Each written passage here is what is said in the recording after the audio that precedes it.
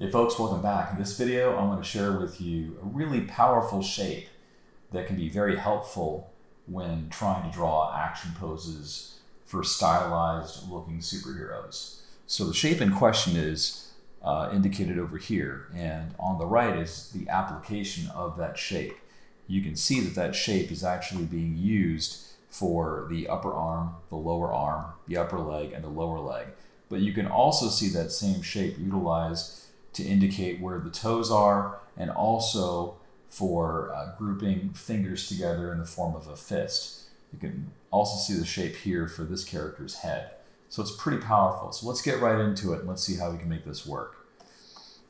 So I've got three separate armatures. I call them armatures because they're simplified representations of the shoulders, the pelvis, and the spine.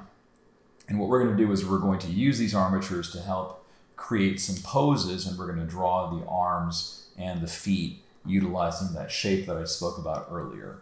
So I'm going to pick a color blue here, and the first thing I want to do is I want to just draw a shoulder blade, and a shoulder blade is basically going to look something like this. It's a curved shape, and I'm just drawing it like it almost looks like a helmet. And let's go ahead and draw our upper arm, and then our lower arm we'll draw like so. And you can close these as they're like almost cylindrical, but it's like a cylinder with a bubble in it. And the bump here for the upper arm appears on the top, and on the opposite side we have the bump for the lower arm. So that's an important landmark to keep in mind. You can see that the bumps alternate. If I were to draw another arm, let's just say that this arm is raised. I'll go ahead and draw a shoulder blade.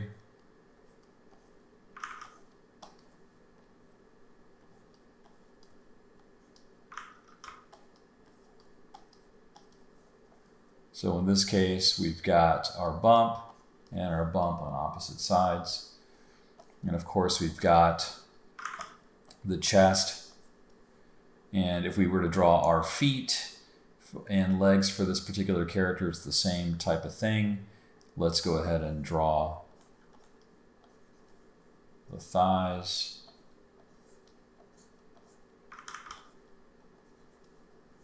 And let's repeat that same process here.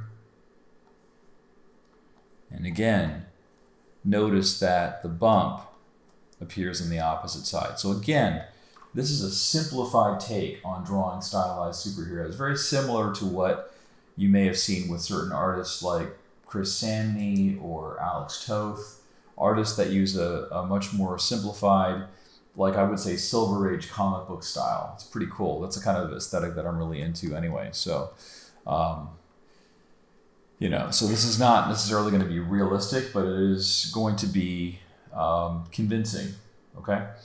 Let's continue this exploration here. Let's go ahead and draw our shoulder blades. And for this other shoulder blade, I'll have it lean more towards the back. And in this case, we're looking at the character from the back view. So what we'll do is we'll just create our bump.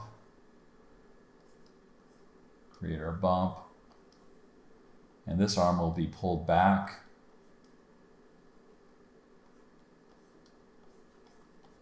And notice that our bumps are on the opposite sides. Similarly, if we draw, like this is our character's butt,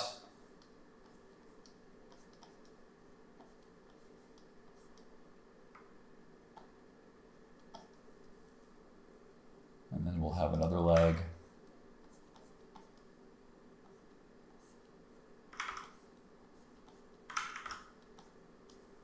There you go. You can see that those opposites take place. You can always connect the knees. I just leave a gap there because I want to be very certain that that's where the knees are. This represents the calf muscle. This bump represents the calf muscle. And we want to give ourselves some gap because the calf muscle is not behind the knee. And let's do one more example. Let's have a character say running.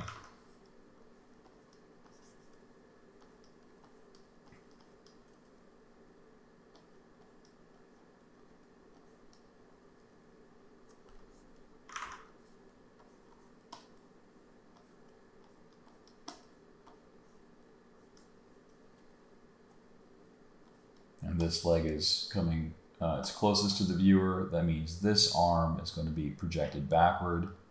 So we'll draw shoulder blades.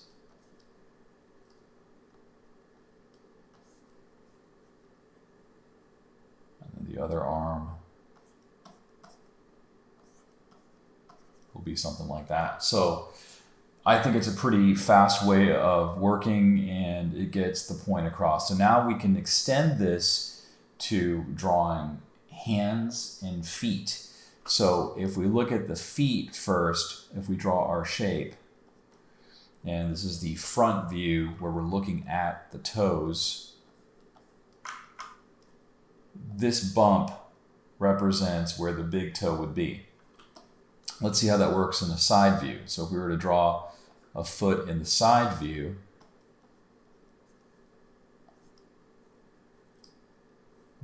this is going to be the foot that, this is like where the big toe is, and here's the other toes that are in place. This is a more simplified version, I realize, but that's the basic idea.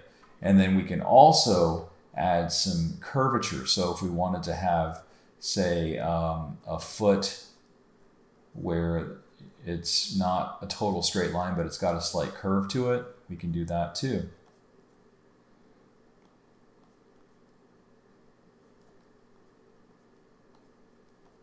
Remember, these toes are moving towards an arc. They're kind of regressing. They're not, all the toes are not at the same length. They get progressively shorter.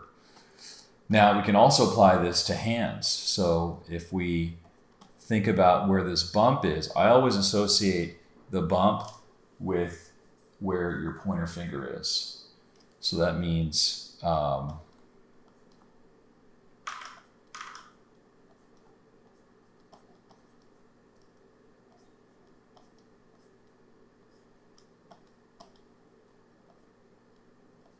and you can also use this shape for your character's individual fingers too, right? So this is a very versatile shape. It can be used for thumbs, right? That's like a very simplified version of a thumb. It can also be used for fingers.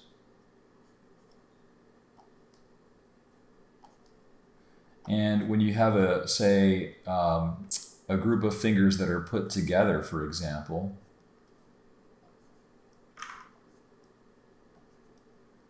you can have your bump on one side and these other fingers are grouped, and maybe this finger is going to be projected up so that you get that tapering. And the important thing is that this shape is also asymmetric, which means that if you were to draw it in whatever angle, the left side and the right side are not going to identically fold on top of one another. And asymmetry is something that you see a lot in organic objects and organic characters. So that's something to keep in mind. So I hope you found this video to be of use. I think it's a really great way to explore drawing, and especially if you're struggling with drawing arms and legs and hands and feet, I think it's a good first cut to get your feet wet with it, and hopefully you'll develop more confidence. Again, I'm not focusing so much on, matching identical anatomy. What I'm focusing on instead is trying to make this look believable, and it's more stylized. So if you like this video, I appreciate a thumbs up. Let me know what you struggle with when it comes to drawing arms and legs, and let me know whether or not these techniques have been helpful. Drop me a comment and let me know what you'd also like me to cover in a future video. I really do appreciate the subscriptions, the likes, and the comments. Please keep those coming. As always, thanks for watching, and I'll see you in the next video.